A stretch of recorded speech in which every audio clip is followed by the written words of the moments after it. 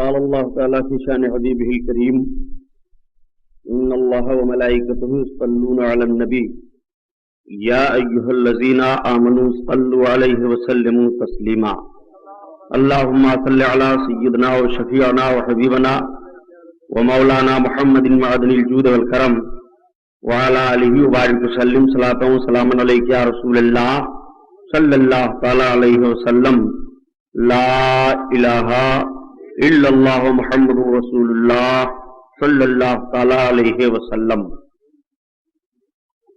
الحمد لله رب العالمين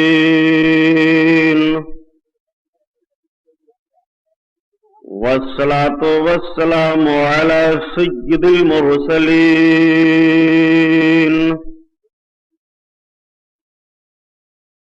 وعلى آله الطاهرين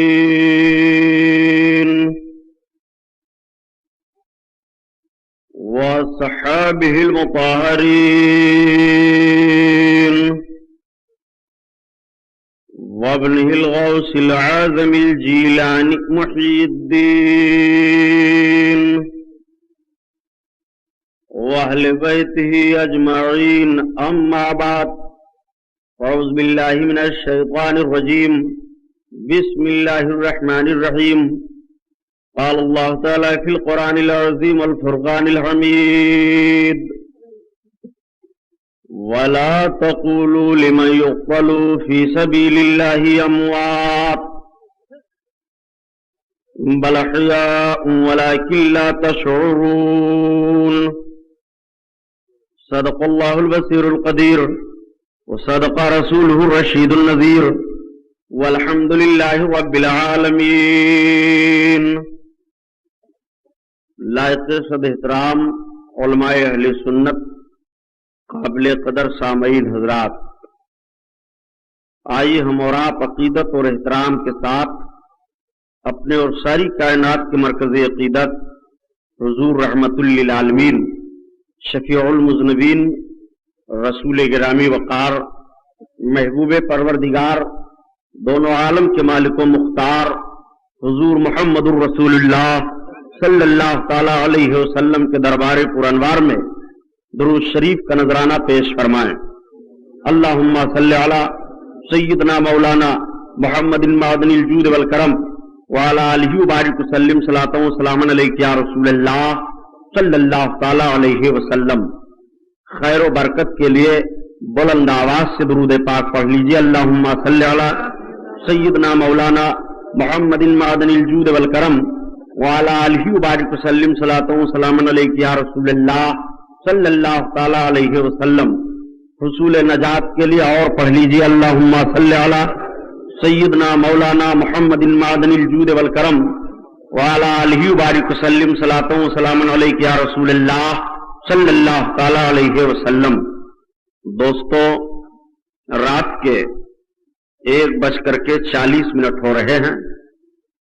آپ ابھی شہزادہ شیر بیش اہل سنت حضرت علامہ مولانا مخدوم گرامی محترم المقام لائق صد احترام علامہ ادریس رضا خان صاحب قبلہ دامت برکاتہم القدسیہ سے ایک معلوماتی ایمان افروز بیان سماعت فرما رہے تھے.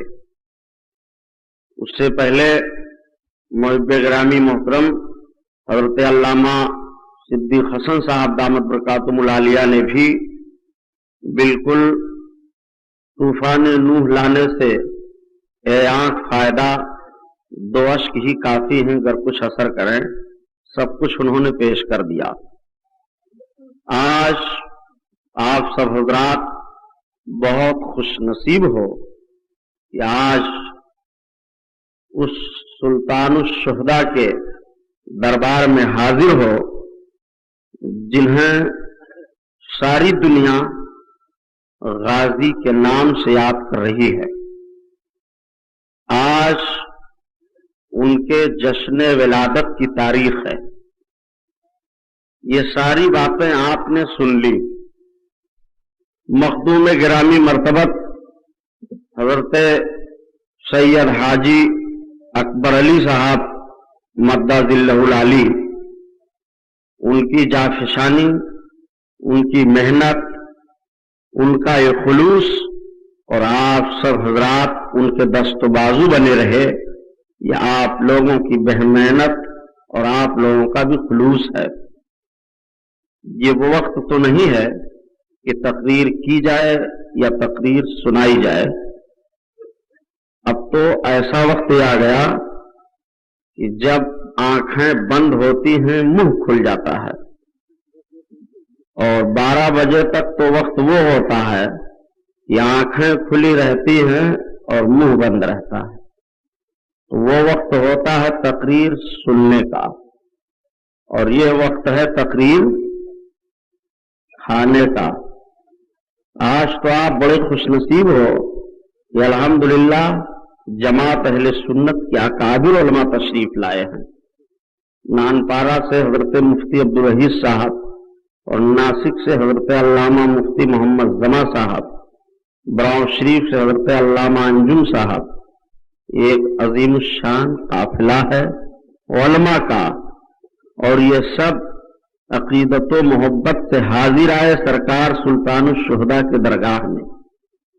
मैं हकीर फकीर सरापा तकसीर कोई तकरीर की नियत से नहीं आया, सिर्फ मकसद इतना है गाजी पाक के वहां आने से, सिर्फ ये इरादा लेकर के आया जो अपने दिल की बात अर्ज कर रहा हूं हजरत। गाजी हिंदू दरबार है आला तेरा, गाजी हिंदू दरबार है आला तेरा, गाजी हिंदू दरबार आला तेरा,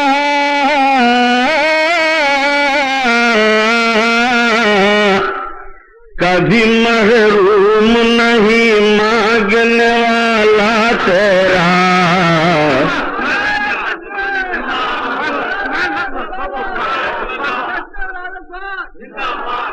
कभी महरूम नहीं मांगने वाला तेरा। अल्हम्दुलिल्लाह, यहाँ तो मुर्दा होने का हजरत कोई सवाल ही नहीं। मैंने ये शिकायत आपसे नहीं की कि आप चले गए आप सो गए, कि किया हूं ये शिकायत? यहाँ कौन सोएगा यार, ये तो हयातिस्तान है, ये कब्रस्तान थोड़ी है। ये कब्रस्तान नहीं है, ये हयातिस्तान है। यहाँ से तो जिंदगी बंटती है, यहाँ से मौत दूर भगाई जाती है। लोग जिंदा रह करके जिंदगी तलाशते हैं, लेकिन ये वो जगह है जहां जिंदगी खुद तलाशती है। और आप बैठे हो या आप बैठे नहीं हो, आप बैठाए गए हो। आप बैठे नहीं हैं, आप बैठाए गए हैं। इन्हीं सरकार सैयदना सुल्तानुश शुहदा सरकार गाजी पाखी का वाकया है। एक बुजुर्ग हैं हजरत अब्दुल रज़्ज़ाक़ शाह रहमतुल्लाह ताला अलैह, बांसा शरीफ में आपका मज़ार है। हजरत अब्दुल रज़्ज़ाक़ शाह रहमतुल्लाह ताला अलैह का एक नाई था, हिजामत बनाने वाला। वो हर जुमा को आता और आपके बाल शरीफ को दुरुस्त करता। एक मर्तबा वो नाई वक्त से पहले पहुंचा और उसने अर्ज किया कि हुजूर आज हमसे आप अपना बाल बनवा लीजिए। तो आपने फरमाया कि ये तू वक्त से पहले क्यों आ गया? उसने कहा हजरत मैं बहराइच शरीफ जाना चाहता हूं, सरकार गाजी पाक के उर्स की तारीख आने वाली है। तो आपने फरमाया कि चले जाना बहराइच शरीफ।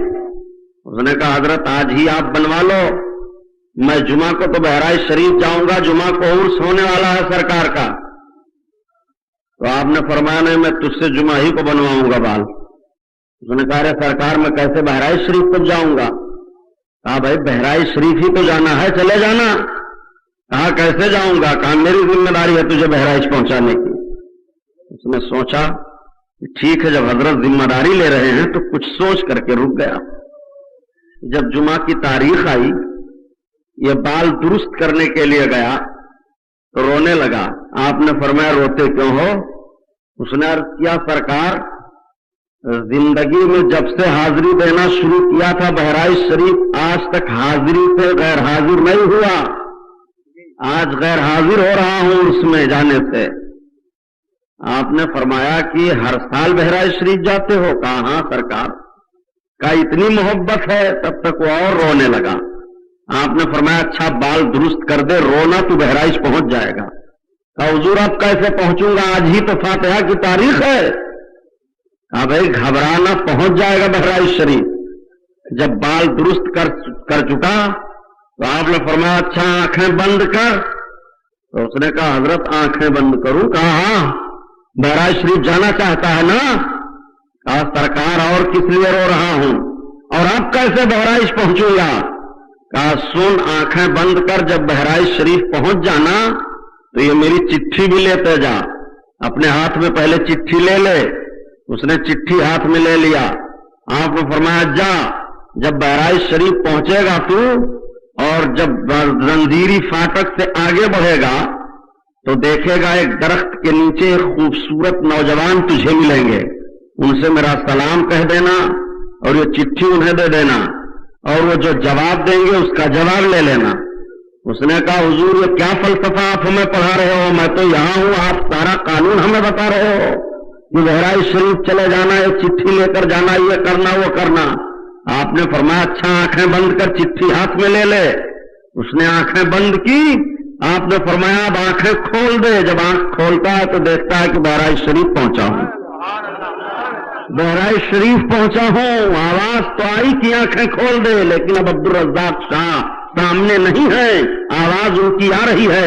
آنکھیں کھولا، بہرائچ شریف پہنچا ہے. حاضر ہوا، آستانے کا بوسہ دیا، سلام میں حاضر رہا، فاتحے میں حاضر رہا اور نظر پیش کیا. اندر سے باہر نکلا.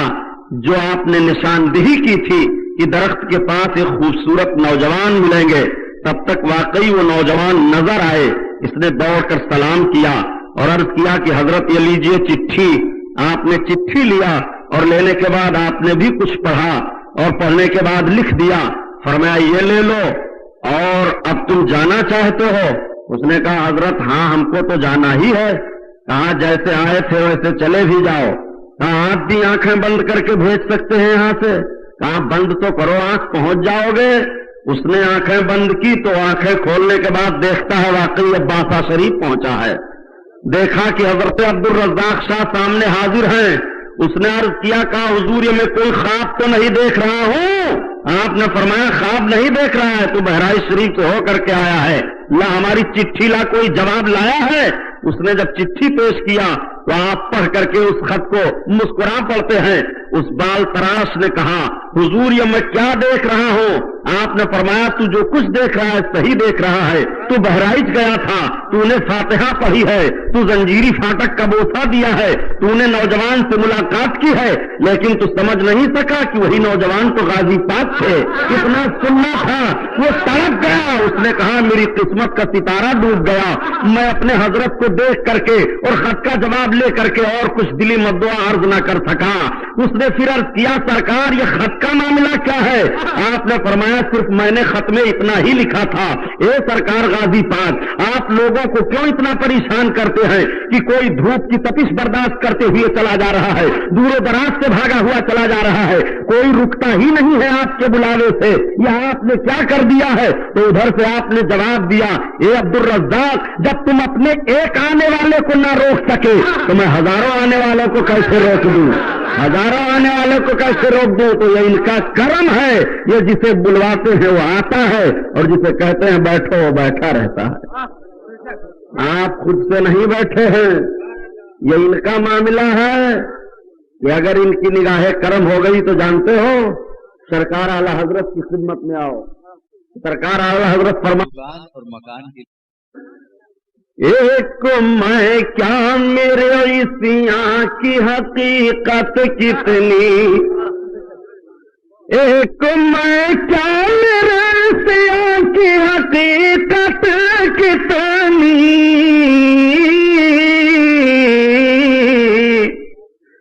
مجھ سے 100 لاکھ کو کافی ہے اشارہ تیرا، مجھ سے 100 لاکھ کو کافی ہے اشارہ تیرا. اور حضرت 4 شعر اور عرض کر دوں آپ کی طرف سے. عاشقوں کی بات ہے، عشق پیدا کرو اپنے مزاج میں، عشق، عاشق بنو عاشق. اوروں کو پیام ہے اور میرا پیام اور ہے، عشق کے درد مند کا طرز کلام اور ہے. میں عشق کا پیغام دینے نہیں آیا ہوں، بس عاشقوں کے ادھر ادھر کی کچھ تھوڑی سی گفتگو پیش کر دینا چاہتا ہوں. مگر پورا مجمع کہہ دیجئے سبحان اللہ، زور سے بولو بھائی. یہ تو ایسا مضبوط سبق ہو گیا کہ بھولنا ہی نہیں چاہیے اسے. تو 4 شعر سن لیجئے. چونکہ میں نے عرض کیا تھا کہ تقریر نہیں کرنی ہے، بس ایک عریضہ پیش کر دینا ہے کہ شاید نظر اٹھ جائے تو بیڑا پار ہو جائے، شاید نظر اٹھ جائے تو بیڑا پار ہو جائے. اور صرف یہی آپ اپنی زبان پر ایک دھن رکھیے تو ضرور یہ نظر کرم فرمائیں گے. طبیعت غم میں گھبرائے تو طیبہ یاد کر لینا، تو طیبہ یاد کر لینا.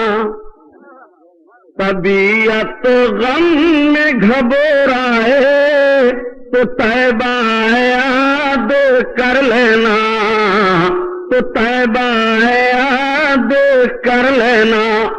کوئی مشکل مقام آئے تو طیبہ یاد کر لینا، تو طیبہ یاد کر لینا. اور خزاں کے بعد جب ہریالی پھیلے سرخیاں پھوٹے، خزاں کے بعد جب ہریالی پھیلے سرخیاں پھوٹے، کوئی غنچہ چٹک جائے تو طیبہ یاد کر لینا.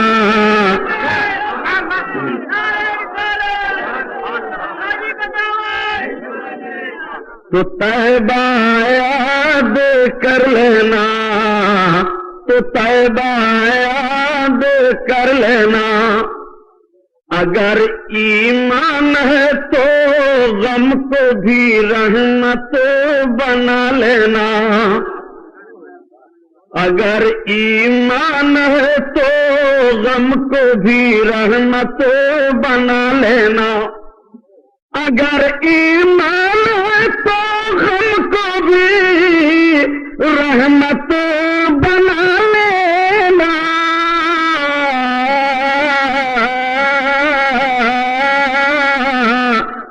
مقدر ہی چمک جائے تو طیبہ یاد کر لینا.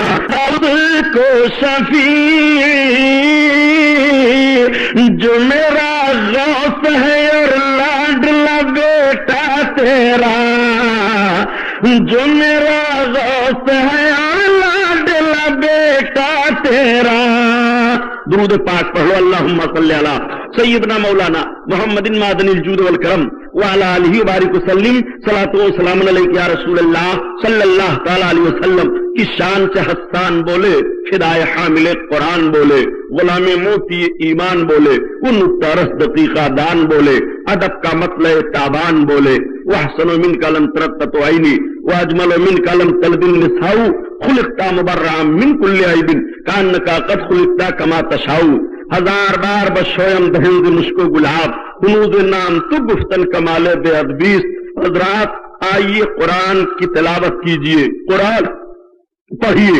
جب آپ قرآن پڑھیں گے اور آپ اس آیت کریمہ کی تلاوت کریں گے، وَلَا تَقُولُوا لِمَن يُقْتَلُ فِي سَبِيلِ اللَّهِ أَمْوَاتٌ، اور نہ کہو مردہ ان لوگوں کو جو اللہ کے راستے میں مارے گئے، بل احیاء ولکن لا تشعرون، بلکہ وہ زندہ ہیں، ان کی زندگی کی تمہیں شعور نہیں ہے، ان کی زندگی نہیں سمجھ پا رہے ہو. اللہ رب العزت نے اپنی راہ میں اپنے مرنے والے بندوں کے متعلق اعلان فرما دیا، اے لوگوں جو ہماری راہ میں مر رہا ہے اسے مردہ نہ کہنا، جو ہماری راہ میں گردن کٹا رہا ہے اس کی کٹتی ہوئی گردن نہ دیکھنا کہ گردن کٹ گئی تو وہ مردہ ہے، میدان میں تڑپ رہا ہے تو وہ مردہ ہے، اس کی روح جسم سے نکل گئی تو وہ مردہ ہے، نہیں وہ کسی اور میں راہ میں مرنے والے مردہ ہوتے ہیں، وہ میرا بندہ میری راہ میں آیا ہے حیاؤں بلکہ زندہ ہے۔ جب ان کی زندگی کی گواہی قرآن دے رہا ہے، رب العزت کے فرمان سے اعلان ہو رہا ہے کہ یہ سب کے سب زندہ ہیں، اب آپ جب ان کی بارگاہ میں آئیں گے تو آپ کو زندگی کا پیغام ملے گا، آپ کو روشنی کا پیغام ملے گا، اس لیے کہ جو جیسا ہوتا ہے اسی رنگ میں اپنے قریب کے بیٹھنے والوں کو رنگ دینا چاہتا ہے۔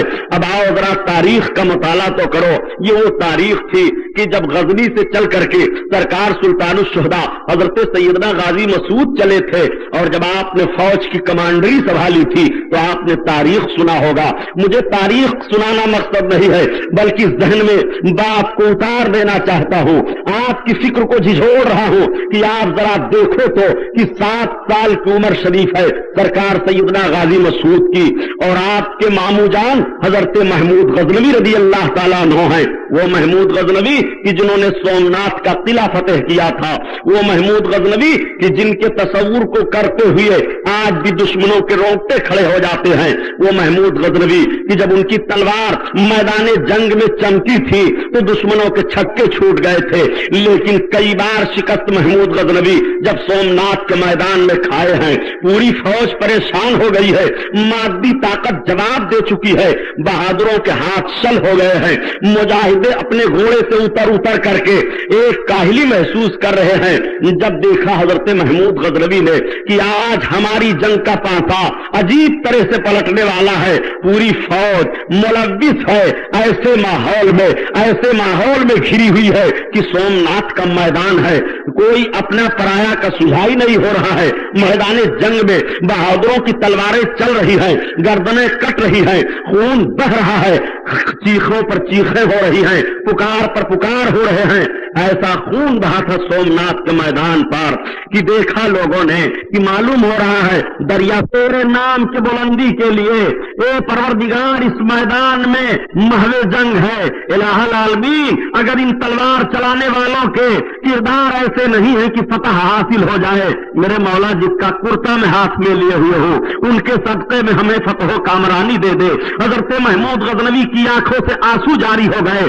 کرتا آپ کے سامنے رکھا ہوا ہے، ہاتھ دونوں بارگاہ عزدی میں اٹھے ہوئے ہیں کہ پیچھے سے ایک فوجی نے کہا ارے سلطان وہ دیکھو قلعہ پر جھنڈے اسلامی لہرا رہا ہے، اب آپ اپنے ہاتھوں کو دعاؤں کے منہ پر پھیر لو۔ وہ سرکار غازی مسعود بہرائچی کے مامو جان ہیں کہ جب 16ویں بار حملہ کرنے پر آپ کو فتح حاصل ہوتی ہے، میدان جنگ میں سومناتھ کا قلعہ آپ فتح کر لیتے ہیں، آؤ ذرا دیکھو تو 7 سال کی عمر شریف ہے سرکار غازی پاک کی، آپ گئے ہیں، حضرت محمود غزنوی کی نگاہ پڑتی ہے، اٹھ کر کے کھڑے ہو گئے، اپنے بھانجے کو اپنے سینے سے لگایا۔ کچھ ایسے حاسدین تھے جو حسد کیا کرتے تھے سرکار غازی مسعود بہرائچی کی شرافت کو دیکھ کر کے، آپ کے بچپن کے بلندی کو دیکھ کر کے، آپ کی فکر کو دیکھ کر کے، آپ کے تدبر کو دیکھ کر کے کہ ہونہار بیوا کے چکنے چکنے پاپ جب کبھی کبھی محمود غزنوی بیٹھے رہتے اور سرکار غازی پاک رحمت اللہ تعالی علیہ تشریف لے جاتے، بڑی چھوٹی عمر ہوتی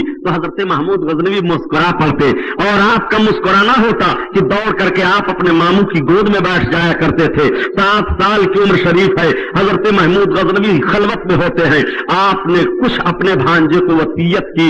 حضرت غازی مسعود بہرائچی جب اپنے مامو جان کے پاس سے آئے تو یہی لوگوں نے دیکھا تھا، ہاتھ میں تلوار ہے، گھوڑے کے لگام کو پکڑ لینا چاہتے ہیں، 12,000 یا 7,000 یا 6,000 مختلف روایتیں آئی ہیں، اتنے فوجیوں کا سپہ سالار آپ کو بنا دیا جاتا ہے۔ 7 سال کی عمر شریف ہے، آپ فوج کی کمانڈری سنبھال لیتے ہیں۔ آپ ذرا تصور تو کریں کہ 7 سال کا بچہ جو اپنی ہاتھ میں تلوار بھی لے کر کے نہیں چل پائے گا، لیکن ایک ذمہ داری سونپی جا رہی ہے اور پوری کمانڈری آپ نے کی ہے۔ 12 برس کی عمر شریف جب ہو گئی गई है। तो बड़ी भयानक भयानक जंगों में आपने शिरकत की है और वो मुजाहिदाना किरदार हजरत गाजी मसूद ने अदा किया है कि दुश्मनों के छक्के छूट जाया करते थे।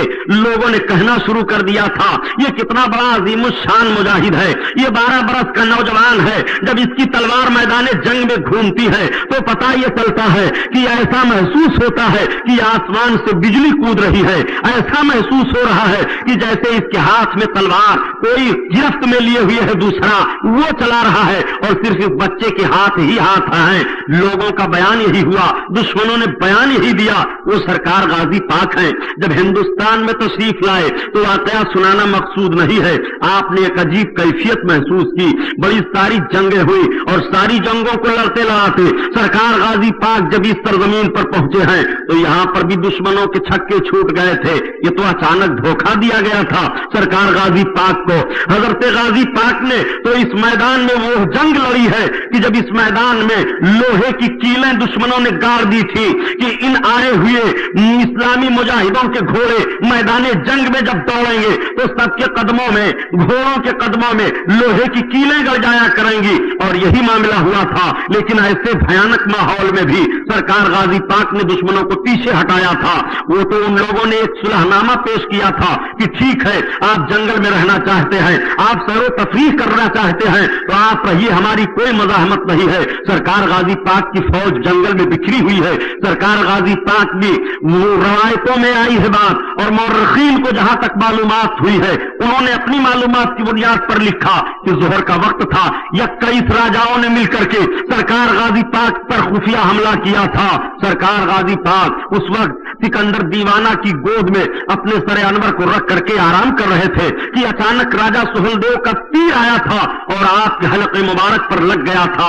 मैं तो याद करता हूं ये मशीयत इलाही है, वरना गाजी पाक की तलवार हाथ में होती और दुश्मन सामने होता तो मेरा यकीन तो ये नहीं कह रहा है कि सरकार गाजी पाक को मद्दे मुकाबिल समझते हुए कोई शिकस्त देता ही नहीं। लेकिन मशीयत इलाही कुछ और है। सरकार गाजी पाक रज़ी अल्लाह ताला अन्हु को लोगों ने समझा था ये दुनिया से चले गए हैं, लेकिन आपने ये ज़हन फिक्र दे दिया था, आपने ये तसव्वुर जमा दिया था, ये लोगों आज तो मैं दुनिया से जा रहा हूं। लेकिन देखोगे जिन कौम के लोगों ने और जिन खानदान वालों ने हमारे खिलाफ जंग लड़ी है, अगर उनकी नस्लें दुनिया में चली तो सबसे पहले हमारी चौखट का बोसा उन्हीं को लेना पड़ेगा, उन्हीं को चूमना पड़ेगा। आज सारी दुनिया देख रही है, सरकार गाजी पाक के फैज को देख रहे हैं, करम को देख रहे हैं। कुछ लोगों ने कहा अगर इन बुजुर्गों के अंदर तसर्रुफात की ताकत है ही, अगर इनके अंदर कश्फ करामत है ही तो बाबरी मस्जिद क्यों शहीद कर दी गई? हमने कहा यही तो वजह है कि तुम मस्जिदों से जरूर उलझते हो, शहीदों से नहीं उलझा करते हो। तुम्हें शहीदों से उलझना चाहिए, तुम मस्जिदों से उलझ क्यों रहे हो? मस्जिदें तो शहीद भी होती हैं, मस्जिदें तामीर भी होती हैं, ये तो हमारी पुरानी तारीख रही है।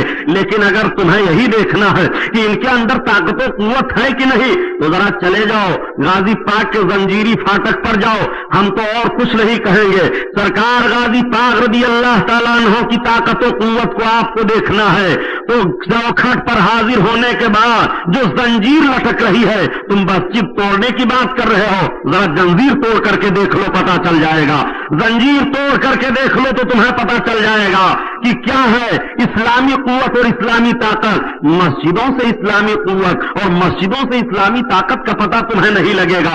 ये तो हमारी पुरानी तारीख रही है। मस्जिदें शहीद भी हुई हैं, मस्जिदें तामीर भी हुई हैं। हमें अफसोस तो सिर्फ ये हो रहा है कि दिल के फफूले जल गए सीने के दाग से और इस घर को आग लग गई घर के चिराग से।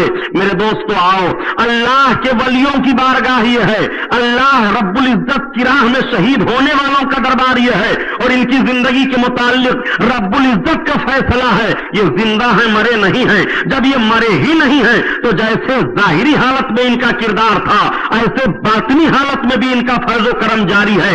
ऐसे ही बातनी हालत में ताकत और कुव्वत रख रहे हैं और इनकी ताकत और कुव्वत देखना चाहते हो कि अला इन्ना औलिया अल्लाह ला यमूतूना बल यंतकिलूना दारन इला दारिन। खबरदार, اللہ کا ولی مرتا نہیں ہے بلکہ اللہ کا ولی ایک گھر سے دوسرے گھر کی جانب منتقل ہو جایا کرتا ہے. آؤ ذرا فکر کو بدلو, ذہن کو بدلو, تدبر کو بدلو تو تمہیں پتا چلے گا. یہ تو سرکار سیدنا غازی پاک ہیں جن کی ہزاروں کرامتیں ہیں, جن کی سینکڑوں کرامتیں ہیں. آئے دن ان کی کرامت کا ظہور ہوتا رہتا ہے کہ کوئی اچھا ہو رہا ہے, کوئی برس والا اچھا ہو رہا ہے, کوئی صاحب اولاد ہو رہا ہے, کسی کو کرسی مل رہی ہے, کسی کو اقتدار مل رہا ہے, کسی کو وقار مل رہا ہے, کسی کو قرار مل رہا ہے, کسی کو مکان مل رہا ہے, کسی کو دکان مل رہی ہے, کسی کو زندگی مل رہی ہے, کسی کو رہنائی مل رہی ہے, کسی کو حسن مل رہا ہے, کسی کو اطمینان مل رہا ہے, کسی کو سکون مل رہا ہے, کسی کو بلندی مل رہی ہے, کسی کو طاقت مل رہی ہے, کسی کو قوت مل رہی ہے, کسی کو رفعت مل رہی ہے, کسی کو بزرگی مل رہی ہے, کسی کو ولایت مل رہی ہے, کسی کو نجات مل رہی ہے. ارے یہ کس کو کرتا ہو تو اس کو رسول کی شفاعت مل رہی ہے. یہ تو ان کا دربار ہے. ان کے دربار کو دیکھنا چاہتے ہو, اور ان کے دربار کو دیکھنے سے پہلے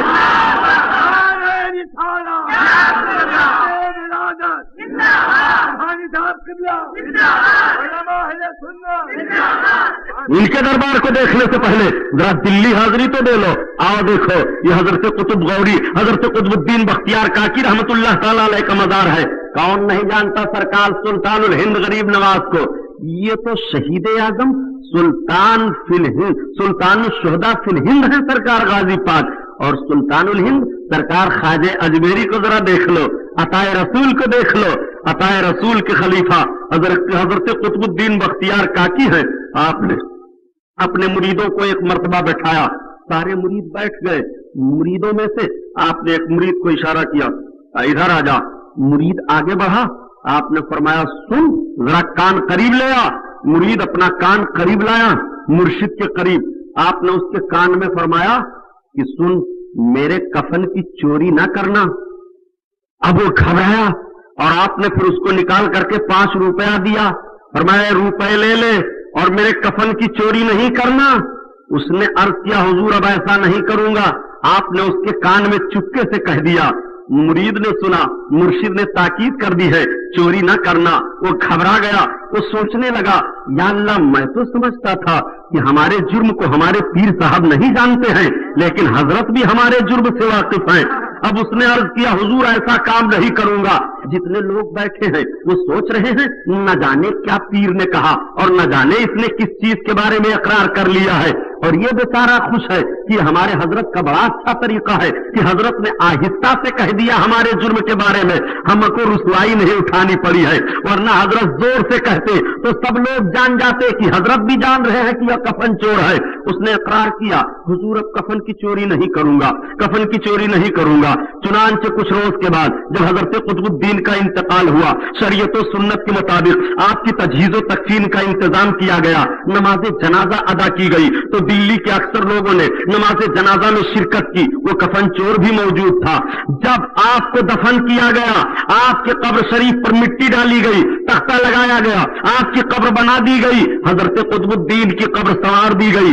رات کا اندھیرا آیا, یہ کفن چور اپنے گھر گیا تو اس نے سوچا یار جو مر گیا مر گیا, پیر صاحب کا کفن بڑا اچھا ہے, اب تو وہ مر گئے, اب بات کیا ہے, چلو کفن کی چوری کر لاؤ. روپیہ بھی ملا تھا اور بڑا قیمتی کپڑا ہے, اچھا پیسہ ملے گا, بیچ لیں گے. تو شیطان نے وہیں پر وسوسہ دے دیا, وہیں پر شیطان نے دھوکہ دیا. اب اس نے اپنے ہتھیار کو اٹھایا, گیا پہنچا, مرشد کی قبر تو تھی ہی, مٹی ہٹایا, تختہ ہٹایا, دیکھا کہ قبر میں روشنی ہے. تو پھر تصور اس کو ہوا کہ شاید آج ابھی نئے نئے آپ کو دفن کیا گیا ہے, اس لیے رونق ہے اور خوشبو سے قبر بھری ہوئی ہے. جیسے ہی اس نے ہاتھ کے جسم پر چلایا کہ کفن کو اتارے تو حضرت قطب نے اپنے جسم کو کربٹ لیا اور اس کے ہاتھ کو پکڑ لیا. پکڑنا تھا, یہ چیخا ارے سرکار چھوڑ دو, اب نہیں چوری کروں گا, اب نہیں چوری کروں گا. آپ نے فرمایا نادان, تعجب ہے کہ جنتی ہو کر کے جنتی کا کفن چرانے آیا ہے. اس نے عرض کیا ارے میرے آقا میں کیسے جنتی ہو گیا, جنتی تو آپ ہو کہ قبر میں لوگوں نے سمجھا تھا مر گئے, میں نے سمجھا تھا کہ مر گئے, نہ وہ مرا ہے نہ مرنے والا ہے, کہ جس کے در سے مقدر سنورنے والا ہے. میرے آقا میں کیسے جنتی ہو گیا. تو حضرت قطب الدین نے فرمایا ارے تو ہی نہیں, جا اعلان کر دے کہ دلی میں آج جتنے لوگوں نے قطب الدین کی نماز جنازہ میں شرکت کی ہے اللہ نے سب کو بخش دیا ہے, سب کی مغفرت ہو گئی ہے. یہ ہے ان کی زندگی.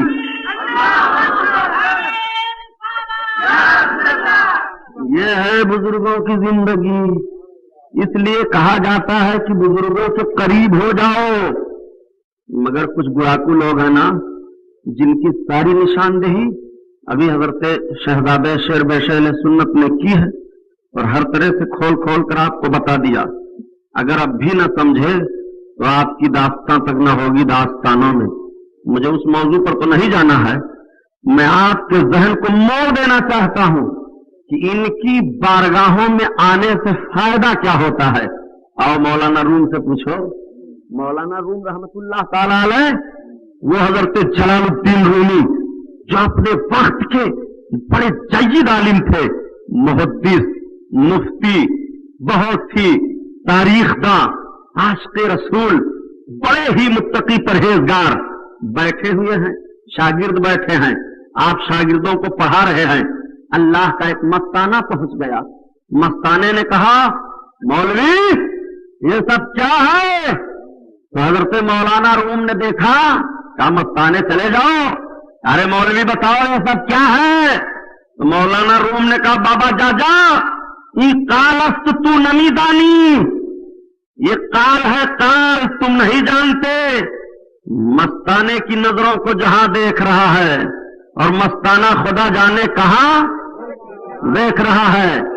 جب مولانا روم نے فرمایا کہ یہ کال ہے تم نہیں جانتے ہو, تو ایک نظر آپ نے گھمائی, آپ کی نظر گھومی کہ پورے کتب خانے میں آگ لگ جاتی ہے, کتابیں جلنے لگی. مولانا روم بجھا رہے ہیں, تمام شاگرد بجھا رہے ہیں, کتابیں نہیں بجھ رہی ہیں, ساری کتابیں جل رہی ہیں. مولانا روم نے دیکھا کہ مستانہ کھڑے ہو کر کے مسکرا رہے ہیں. آپ نے عرض کیا ارے بابا یہ معاملہ کیا ہے؟ کہا مولوی روم سن, کالست من نمی دانم, ارے یہ حالت تو نمی دانی, وہ تو کال ہے میں نہیں جانتا ہوں اور یہ حال ہے تو نہیں جانتا ہے. تو فوراً مولانا روم نے کہہ دیا ارے مولوی ہرگز نہ شد مولانا روم اور تا غلام شمس تب ریز نہ شد. اے روم تم اس وقت تک مولوی نہیں ہوئے جب تک شمس تبریز کے غلام نہ بن گئے. تو جہاں پر ایک عالم کے علم کی انتہا ہوتی ہے وہاں سے ایک اللہ کے ولی کے علم کی ابتدا ہوتی ہے. بات سمجھ میں آ رہی ہے دوستوں؟ میں تو تھک گیا ہوں, رات بھی جلسہ تھا اور سویرے بھی جلسہ میں جانا ہے. یہ ہمارے مخدوم گرامی حضرت حاجی صاحب قبلہ کا کرم ہے. یہ بہت محبت کرتے ہیں علماء سے, اور علماء کی محبت بہت کارگر ہوتی ہے پیارے. اولیاء کی محبت, علماء کی محبت, یہی تو زندگی میں سب سے بہترین نعمت ہے مرد مومن کے لیے کہ ولیوں کی محبت سے جائے دنیا سے. حضرت شیخ قادی رحمت اللہ تعالی علیہ فرماتے ہیں کہ سنو, قیامت کا میدان کوئی کسی کا نہیں ہوگا. ماں بیٹی سے بھاگے گی, بیٹی ماں سے بھاگے گی, باپ بیٹے سے بھاگے گا, کوئی کسی کا نہیں ہو رہا ہے. لیکن اے عاشقوں, رسول اللہ کا کلمہ پڑھنے والوں, نبی کے دیوانوں, کبھی آپ نے سمجھا کہ قیامت کے میدان میں آپ کے نبی کا عالم کیا ہوگا؟ نبی کریم صلی اللہ تعالی علیہ وسلم اپنے گنہگاروں کے لیے کیا کریں گے؟ باپ تو بیٹے سے بھاگے گا, ماں بیٹی سے بھاگے گی, شوہر و بیوی میں اس وقت کوئی ایسا معاملہ نہ ہوگا کہ کوئی کسی کی مدد کرے. مگر آؤ سنو سنو, اپنے آقا کا عالم یہ ہوگا, نبی اپنے گنہگاروں کو اس طرح تلاشیں گے کہ عزیز بچے کو ماں جس طرح تلاش کرے,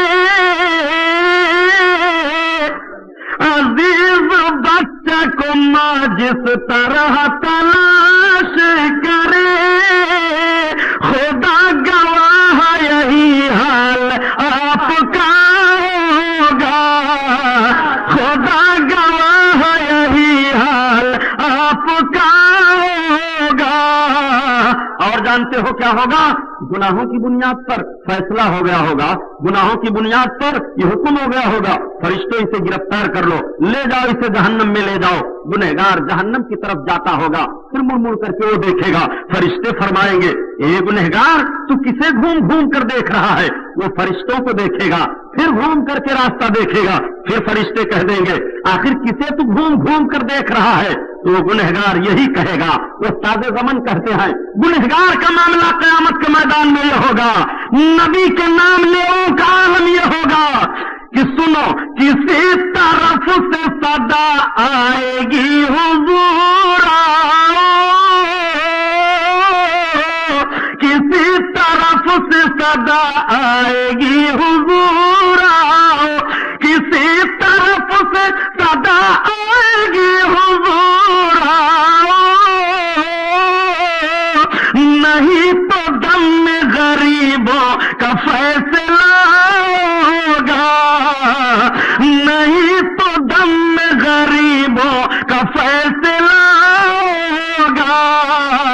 سرکار دوڑے ہوئے تشریف لے جائیں گے، فرشتوں میرے اس گنہگار امتی کو چھوڑ دو، فرشتے چھوڑ دیں گے، گنہگار امتی جنت میں چلا جائے گا، میرے آقا شفاعت فرمائیں گے، سرکار حکم دے دیں گے شہیدوں شفاعت کرو، شہیدوں شفاعت کرو، نبی جیسے حکم فرمائیں گے شہیدوں اب شفاعت کرو، سرکار غازی پاک کا کرم دیکھو گے، میرے غازی پاک اٹھ پڑیں گے کہ آقا کا حکم ہو گیا اب شفاعت کرو، غازی پاک کا چوکھٹ آپ نے چوما ہے، آپ حاضر ہوں گے، سرکار میں نے چوکھٹ کا بوسہ لیا تھا، سرکار میں نے آپ کی چوکھٹ کا بوسہ لیا تھا، میرے آقا میں آپ کے دربار میں حاضر ہوا تھا، میری دنیا بھی سنورے تھی، کیا میرے آقا صرف دنیا ہی کا فائدہ مجھے ملے گا؟ کیا آخرت میں مجھے فائدہ نہیں ملے گا؟ تو آؤ مدینے کے تاجدار نے وہ بھی فیصلہ کر دیا ہے کہ اگر جنتی کے قریب دنیا میں رہے ہو تو دنیا میں بھی فائدہ پاؤ گے، اور جنتی کے قریب دنیا میں رہے ہو تو تمہیں حشر کے میدان میں بھی فائدہ ملے گا۔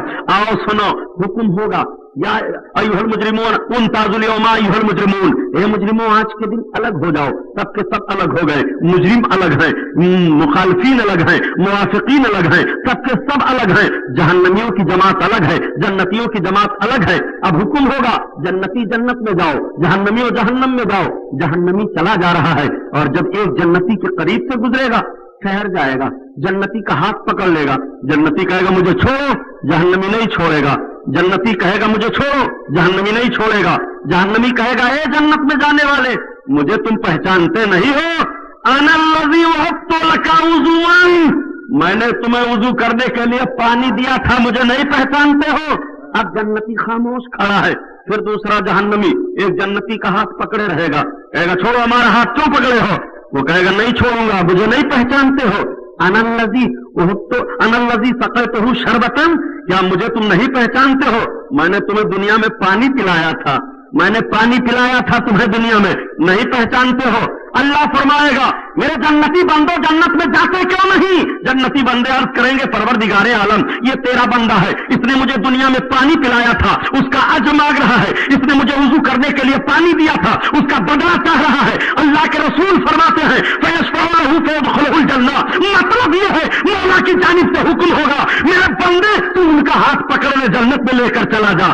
آپ نے ایک جنتی کو وضو کے لیے پانی دے دیا ہے، جنتی ہو گئے، پینے کے لیے پانی دے دیا ہے، جنتی ہو گئے۔ اگر آپ نے شہید کی چوکھٹ کا بوسہ لے لیا ہے تو کیا جنتی نہیں ہوگے؟ شہید کا نام محبت سے لے لیا ہو تو کیا جنتی نہیں ہوگے؟ شہید کے آستانے پر چلے آئے ہو تو کیا جنتی نہیں ہوگے؟ ارے آؤ سنو آقا کا فرمان تو ذرا سن لو۔ نبی کریم صلی اللہ علیہ وسلم نے ارشاد فرمایا، یہ حضرت علامہ مفتی محمد زمان صاحب ہیں، شیخ الحدیث ہیں، حدیث کی کتابیں پڑھا رہے ہیں، مفتی عبدالوحید صاحب قبلہ ہیں، یہ سارے علماء بیٹھے ہوئے ہیں، ان سے پوچھو کہ کیا سرکار کی کوئی اس طرح کی حدیث شریف ہے کہ سرکار نے ایک موقع پر ارشاد فرمایا تھا کہ وہ پہلے مجاہدین ہوں گے جو ہندوستان میں جنگ کریں گے اور اسلام کے لیے جنگ کریں گے، وہ سب کے سب بلا حساب جنت میں داخل کر دیے جائیں گے۔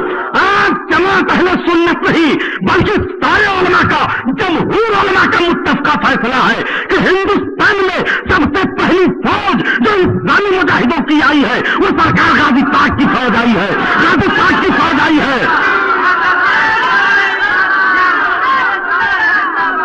یہ وہ لوگ ہیں کہ بلا حساب جنت میں داخل ہوں گے، یہ وہ شہید ہیں، یہ لکڑ پھکڑ والے شہید نہیں ہیں، یہ وہ شہید ہیں کہ ان کی تلوار جب چل رہی تھی تو تلوار تو ان کے ہاتھ میں تھی، تلوار میدان جنگ میں چل رہی تھی، تلوار کی آواز تھی کیا دشمن کی گردن کاٹو، تلوار کی آواز تھی ان کا ہاتھ کاٹو، تلوار کی آواز تھی ان کے گھوڑے کاٹو، تلوار کی آواز تھی ان کی آبادی کاٹو، تلوار کی آواز تھی انہیں کاٹو، مگر ان کی زبان کی آواز تھی کہ علی کی ذوالفقار لے، عمر کا اقتدار لے، حسن کا اعتبار لے، حسین کا شعار لے، وقار میں قرار لے، مجاہدی قطار لے، مثال شاندار لے، قدیم یادگار لے، ابھی تو نوجوان ہے، ابھی تو نوجوان ہے۔ اور ان کا کردار یہ تھا،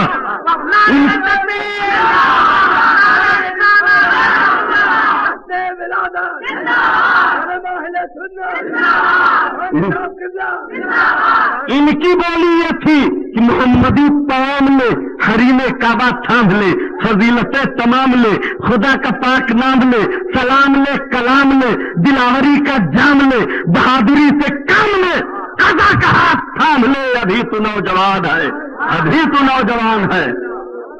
یہ مرے ہی نہیں ہیں، یہ ساری باتیں سن رہے ہیں۔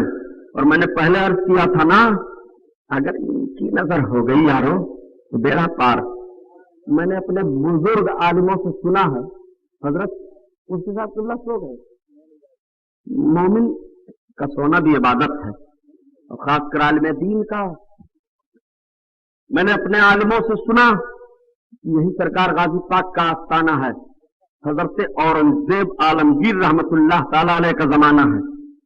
وہ سرکار عالمگیر، ہندوستان میں آپ نے ایک تحریک چلائی تھی کہ اکڑ پھکڑ لکڑ عرضی فرضی آبا بابا دابا جو ہے اس کا وجود ختم کیا جائے، جو فرضی آستانے گڑھ لیے گئے ہیں سب ختم کیے جائیں۔ سرکار اورنگزیب عالمگیر وہ عالمگیر ہیں، آج کچھ نوجوان بھی بیچارے حضرت حاجی صاحب قبلہ ہندی تاریخ پڑھ پڑھ کر کے اورنگزیب عالمگیر سے کچھ مسلم نوجوان ہیں وہ بھی متنفر ہیں۔ یہ ڈاکٹر صاحب تھے، ان سے میری گفتگو ہونے لگی تو انہوں نے کہا کہ سبحانی صاحب اسلامی بادشاہوں میں سب سے دہشت گرد اور نہ جانے کیا کیا وہ اپنے جملے میں کہہ گئے ایک بادشاہ گزرے ہیں، ان کی وجہ سے بڑی خرابی پیدا ہوئی۔ ہم نے کہا وہ کون؟ کہنے لگے اورنگزیب عالمگیر۔ ہم نے کہا لا حول ولا قوت الا باللہ، معاذ اللہ، توبہ کیجیے آپ ڈاکٹر صاحب۔ کہنے لگے وہ کون؟ ہم نے کہا آپ نے جتنی تاریخ ان کے متعلق اس قسم کی پڑھی سب غلط، الزام سراسر۔ جانتے ہو اورنگزیب عالمگیر کون تھے ڈاکٹر؟ اورنگزیب عالمگیر مجدد اسلام ہیں، اس صدی کے وہ مجدد ہیں۔ اورنگزیب کا عالم یہ تھا کہ سرکار اورنگزیب عالمگیر ایک مرتبہ دلی میں ٹھہرے، رمضان شریف کا مہینہ تھا۔ آپ نے سوچا کہ نماز تراویح میں پڑھاؤں تاکہ قرآن ختم ہو جائے۔ عالمگیر رحمت اللہ تعالی علیہ تراویح پڑھانے لگے تو دلی میں اس وقت ایک بزرگ عالم دین تشریف لے گئے تھے، غالباً ان کا نام حضرت ملا محب اللہ بہاری رحمت اللہ تعالی علیہ یا ملا مجیب بہاری۔ وہ بھی گئے، انہوں نے سوچا کہ بادشاہ اسلام اورنگزیب عالمگیر نماز تراویح پڑھا رہے ہیں، چلو ان کے پیچھے نماز پڑھ لوں۔ جب آپ گئے نماز پڑھنے کے لیے تو اورنگزیب عالمگیر قرآن کی تلاوت کر رہے تھے تو پیچھے سے مولانا صاحب نے لقمہ دیا، ٹوکا۔ عالمگیر جب نماز ختم کرتے ہیں تو قرآن کو اٹھایا، پارا کھولا، آپ نے فرمایا دیکھیے جس طرح آیت کریمہ میں تلاوت کر رہا تھا نماز میں، دیکھیے قرآن کی آیت اس طرح سے ہے کہ نہیں؟ مولانا نے کہا نہیں، جو میں بتاتا ہوں وہ صحیح ہے۔ پھر دوسرا نسخہ قرآن کا منگایا گیا، دیکھا تو اس میں جس طرح اورنگزیب عالمگیر تلاوت کر رہے تھے ویسے ہی آیت کریمہ لکھی ہوئی ہے، لیکن پھر بھی مولانا ماننے کے لیے تیار نہیں۔ تیسرا نسخہ قرآن کا لایا گیا، پھر دیکھا اس میں بھی یہی بات۔ چوتھا نسخہ قرآن کا منگایا گیا تو اس میں بھی آیت کریمہ عالمگیر جس طرح پڑھ رہے تھے اس طرح ہے۔ جب پانچواں نسخہ آیا تو حضرت علامہ محب اللہ بہاری رحمت اللہ تعالی علیہ جس طرح بتا رہے تھے اس طرح سے آیت کریمہ تھی۔ आलमगीर ने कहा कि हजरत 4 नुस्खे कुरान के हमारी ताईद में और एक नुस्खा आपकी ताईद में, बात हमारी सही है। आपने फरमाया आलमगीर ये नहीं हो सकता, मैं जो कह रहा हूं आयत करीमा उसी तरह से है। अल्लाह के मस्ताने को जोश आया, हजरत मुल्ला महबुल्लाह ने अपने सर की टोपी उतारा और उतारने के बाद आलमगीर के सर पर रख दिया। तो आलमगीर लौहे महफूज देख रहे हैं और जिस तरह से मौलाना बता रहे थे आयत करीमा लौहे महफूज में उसी तरह से लिखी हुई है। मौलाना ने कहा तुम किताब में देख कर आयत पढ़ा करते हो, आलमगीर मैं लौहे महफूज में देख करके पढ़ा करता हूं। वो आलमगीर हैं। आलमगीर रहमतुल्लाह तआला अलैह बहराइच शरीफ, देखा तमाम कोढ़ी अपाहिज लंगड़े सब बैठे हैं, सब गाजी पाक की दुहाई दे रहे हैं। आज तो इन मंगतों को क्या बताया जाए, ये झोली खटखटाते हैं गाजी पाक के नाम पर दो। अरे यारो सरकार गाजी पाक के नाम पर जब मांगने हैं तो पूरा मुल्क मांग लो। पेट के लिए सवाल कर रहे हो, लेकिन अपना अपना ज़र्फ हजरत, अपना अपना ज़र्फ सब जुटे हुए हैं। या गाजी बीमारी दूर हो जाए, गाजी बीमारी दूर हो जाए। आलमगीर रहमतुल्लाह ताला अलैह ने फातिहा पढ़ी, देखा और देखने के बाद में तलवार खींची। अब मुझे पहचानते हो? जितने कोढ़ी थे सब कांप गए। कहा साहब क्या हुक्म? कहा मैं घूम करके अभी हाथे से आ रहा हूं, अगर इतने वक्त तक में तुम लोग अच्छे नहीं हो गए, यहां सेहत मांग रहे हो तो मार दूंगा सबकी गर्दन। अब ये लोग सब डरे बेचारे, अल्लाह गजब हो गया। अभी तक तो बीमारी ही थी, अब जान भी चली जाएगी।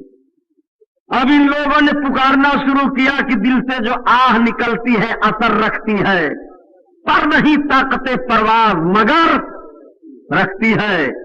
अब इन लोगों ने जब पुकारा दिल से सरकार गाजी पाक अब मदद करो, अभी तक तो सेहत ही गई है, अब जान भी जाएगी। और जब आलमगीर लौटे तो आलमगीर ने पूछा ए लोगों ये बताओ कि यहाँ जितने कोढ़ी थे मबरूस थे वो सब कहाँ गए? तो उन लोगों ने कहा सुल्तान हम ही लोग हैं, हम ही लोग हैं। कहा ये मामला क्या हुआ?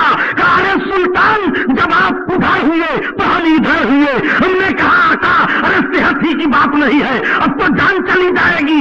कारण हुआ कि सबको सेहत आ गई और जान भी सलामत है। वो सरकार गाजी पाक का दरबार है। ये गलत कह रहे हैं कि आपके गाजी पाक में ताकत होती तो बाबरी मस्जिद न बचा लेते। आपके अंदर हिम्मत है और जंजीरी फाटक पर जंजीर तोड़ दो, बाबरी मस्जिद की बात तो अलग है यार, फिर बनेगी।